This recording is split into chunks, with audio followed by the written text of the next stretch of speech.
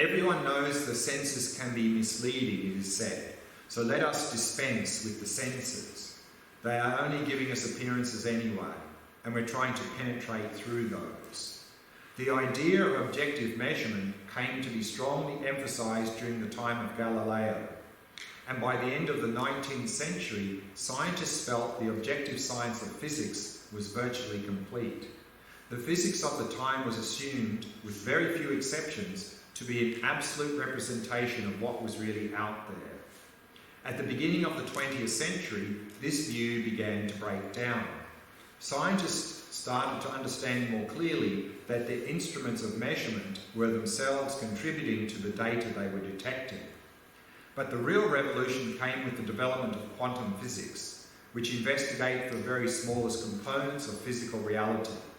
It is here that the participatory nature of measurement and experimentation becomes most obvious. In quantum mechanics, attributes of mass, speed, shape, and location vanish as purely objective entities.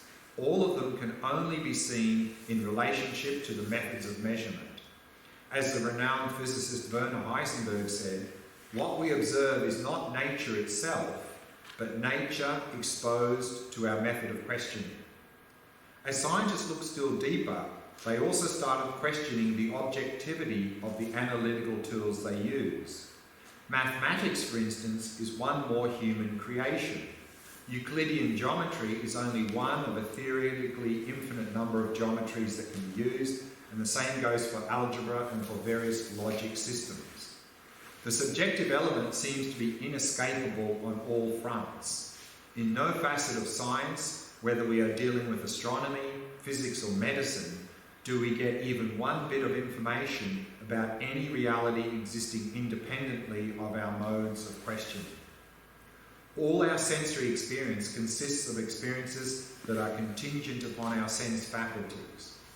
Even by reducing everything to the subatomic level of electrons, quarks, and so forth, we are still left with nothing but appearances. What is inescapable is that all we know of the world, theoretically and empirically, consists of appearances to the mind. We have access to nothing else. Understanding this, the concept of reification, which sort of means grasping, becomes universally applicable.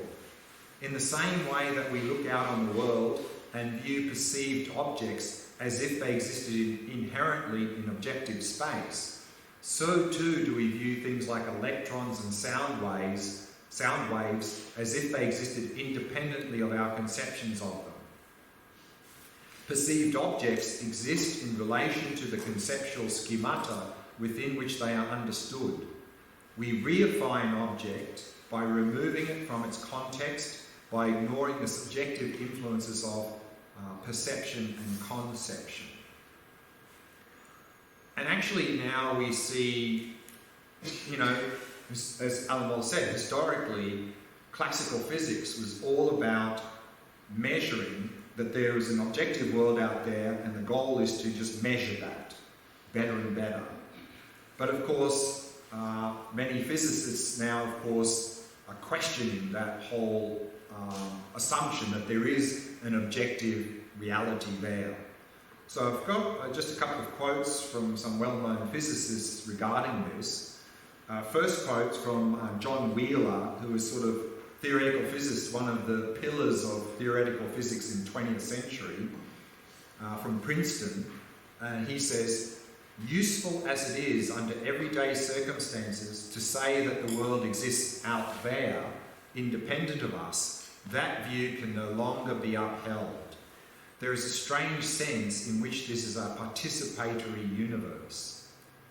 And then from a very well-known quantum physicist, Anton Zeilinger, who has a lot of discussions with Dalai Lama, he says, "One may be tempted to assume that whenever we ask questions of nature, of the world there outside, there is really existing independently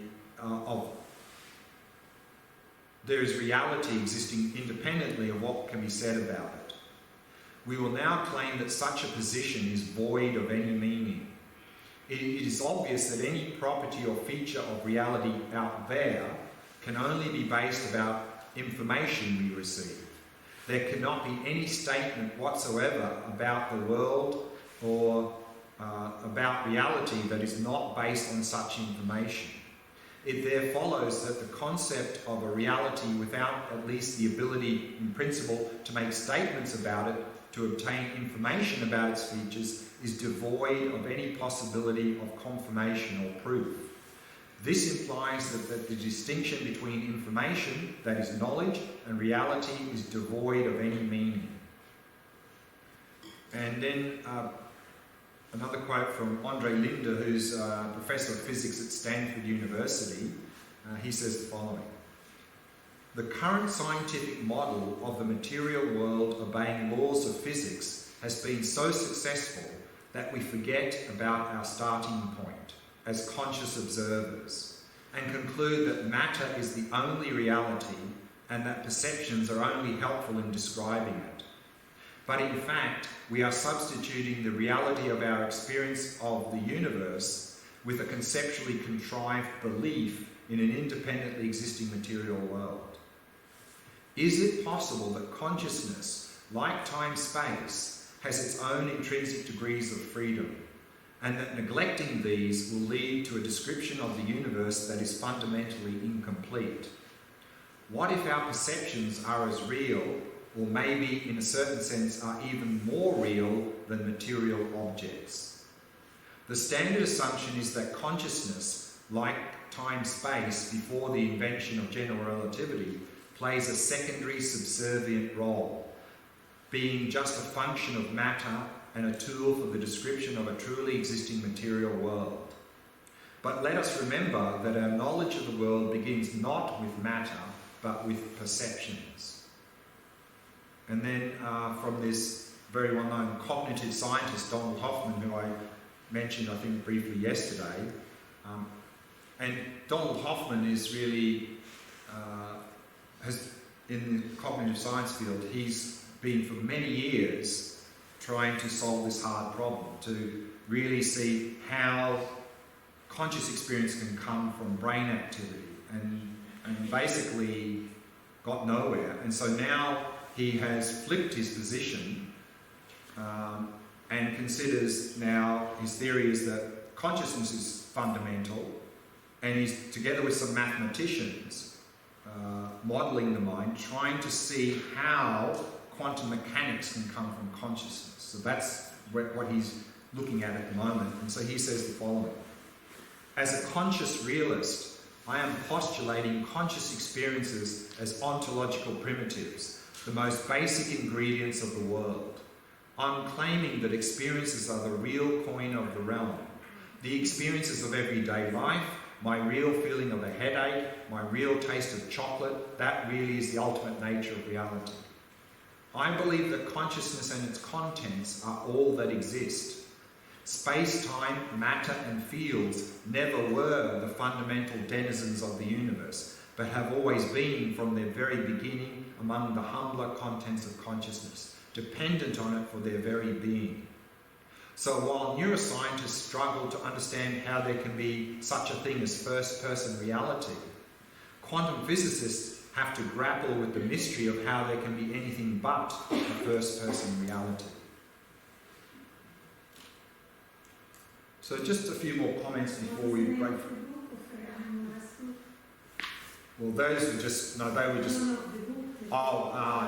Tibetan Buddhism from the Ground Up is the book. The previous one I quoted from Malamod's here. Tibetan Buddhism from the Ground Up, and the page number, Tibetan Buddhism, 179, page 179. So just a few more comments on that before we break for lunch. So here, of course, there seems to be an independent me here and an independent objective world there.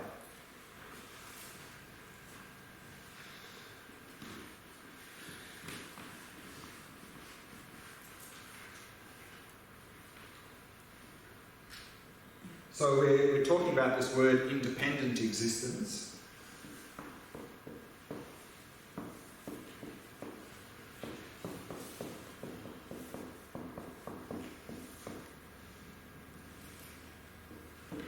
And in the texts, a number of terms are used to describe that. Probably the most common one we see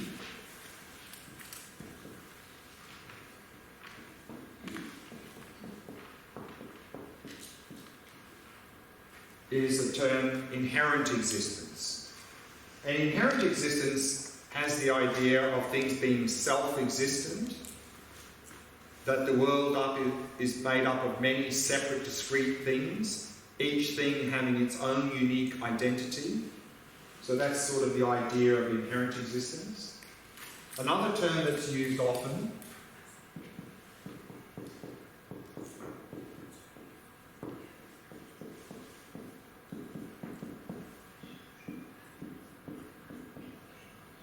is existing from its own side, and that has the idea that things seem to exist there without the need of an observer. They exist from their own side. They're already pre-existing, and I'm just coming along confirming their existence. So that's what existing from its own side means.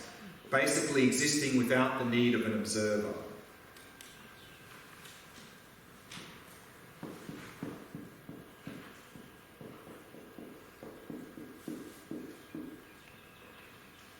And then there's another term that's often used, is true existence. Generally, for us, the word true means something is true if it doesn't deceive us. Now, things appear to exist completely independent of us. If that's really how they exist, they would be true. Meaning, true existence means existing in the same way in which it appears. So there are other terms used, but these are probably the three most common terms you'll see. So of course, they all have the same meaning, independent existence, and they're describing the same thing from slightly different perspectives. So again, inherent existence is the idea that things are self-existent. The world is made up of many separate, discrete things, everything having its own unique identity. Existing from its own side, there is a world existing out there, before an observer, not without the need of an observer. And true existence means things existing as they appear. They seem to exist independent of us. If that's really how they exist, they would be true. They would have true existence. They wouldn't be deceiving us. So there's some terms that we'll be using in our discussions today and tomorrow. And of course, the assertion here is that things do not exist independently. Things do not inherently exist, they do not exist from their own side, they do not truly exist. Why? We're going to look at in the next session. Any questions about that? The terms, I mean. To explain the inherent existence. Inherent existence, yeah. Inherent sort of means self-existent. That this cup seems to be a separate thing, to be self-existent, having its own unique nature of being a cup. So that's what inherent existence means. Sometimes it's translated as intrinsic existence. What's another? Intrinsic existence, intrinsic identity.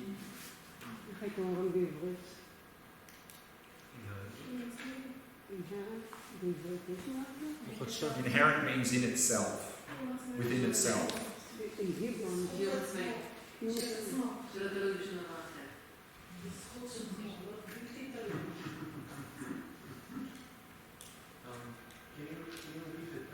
The third one, true existence, yeah.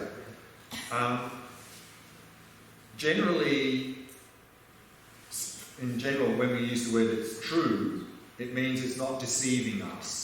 Something is true because it's not deceptive, it's not deceiving us. Now, things appear to exist independent of us. If that's really how they existed, they would be true. They wouldn't deceive us. They wouldn't be deceiving us. So true existence simply means existing in the same way in which it appears. That's what true existence means. And where is the meaning that it doesn't depend on the existence or things? Sorry?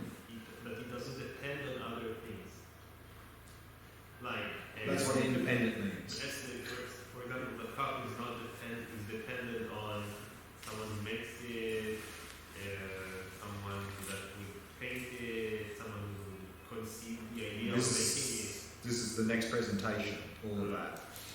What does it mean to be dependent is the next presentation. So we're going to look at that first thing in the next session. Can you clarify the second point? Yeah, so existing from its own side means the idea that there's a pre-existing world out there, that things are existing there without the need of an observer. They're existing from their own side. That we don't need an observer for them to exist. They just simply exist there. It's like a tree. Sorry? The tree that fell. The tree that fell is, yes. Was there a tree that fell?